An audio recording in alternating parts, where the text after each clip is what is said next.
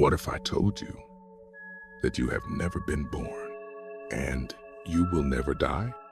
Not in some poetic, metaphorical sense, but as the most fundamental truth of what you actually are. Imagine, if you can, universal consciousness, that which exists before time and space, before the very concepts of here and there, before the idea of you and me. This cannot truly be imagined, because everything we imagine is filtered through the limited mind. But let's try anyway. Now picture this. Your human mind is like a sacred mask that this universal consciousness wears. A mask woven entirely from thinking and perceiving.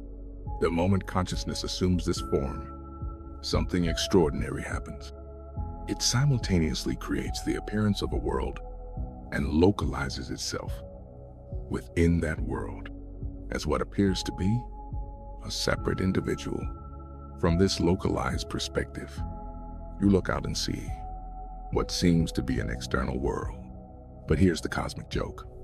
That world is simply the unlocalized activity of your own infinite being, viewed from this temporary, contracted point of awareness.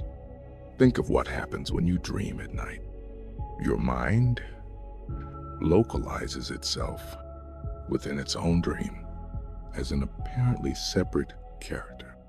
All the other people, all the landscapes, all the drama and story, these are simply the unlocalized aspects of the same dreaming mind, appearing as the dream world.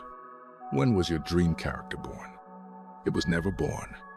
It simply appeared when your mind contracted into that particular pattern of thinking and perceiving. When does your dream character die? It never dies.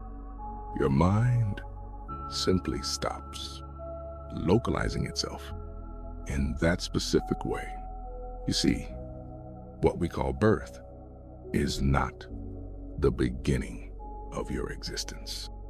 It is universal consciousness, assuming the form of a human nervous system, contracting into the experience of being a localized self. And what we call death is simply consciousness releasing this form, ceasing to maintain this particular localization. But the one who assumes the form and the one who releases it are the same eternal being. Your body is not actually physical matter. It is simply what this specific localization of consciousness looks like from your temporary perspective.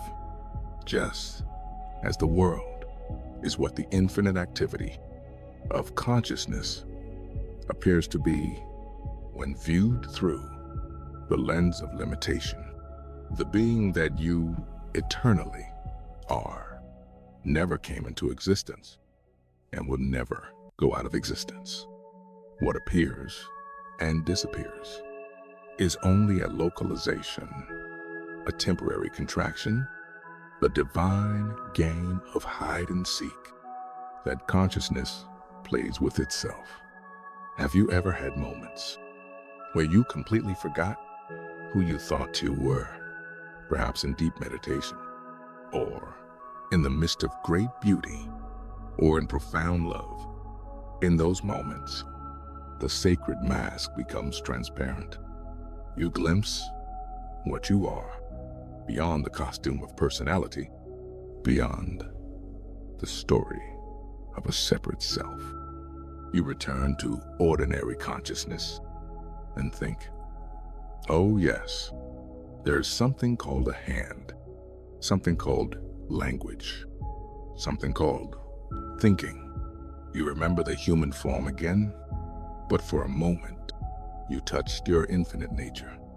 This is your true identity, not the temporary character playing in the dream of life, but the eternal dreamer who can never be harmed, never be diminished, never truly be separated from what it loves. When someone you love appears to die, what has really happened?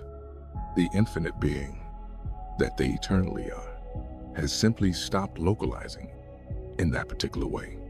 The dreamer has awakened from that specific dream character, but the dreamer, the essential being, remains untouched, unlimited, eternally present. You are not a human being having a spiritual experience.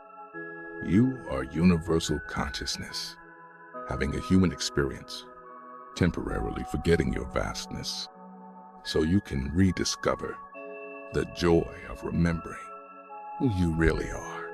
The divine energy that you are is the same divine energy that moves the stars, that beats every heart, that grows every flower, that thinks every thought. There is only one consciousness, one eternal being, appearing as the magnificent multiplicity of all experience. You are not separate from this. You are this, playing the beautiful game of pretending to be a wave separate from the ocean. Death is not your enemy. It is simply the moment when the wave recognizes it was always the ocean, when the localized light remembers it was always the infinite radiance, when the dreamed character awakens as the eternal dreamer. What you seek to preserve in the face of death is exactly what can never be destroyed. What you fear to lose is exactly what you have never not been. You are the deathless awareness in which the entire play of life and death appears. You are the eternal witness of all change, yourself forever unchanging. This is not philosophy. This is not belief. This is the most intimate truth of your own direct experience. When you look deeply enough to see what is always already here, always already awake, always already free. You are the eternal divine energy that has never been born and will never die, temporarily playing at being human for the sheer joy of rediscovering your own infinite nature.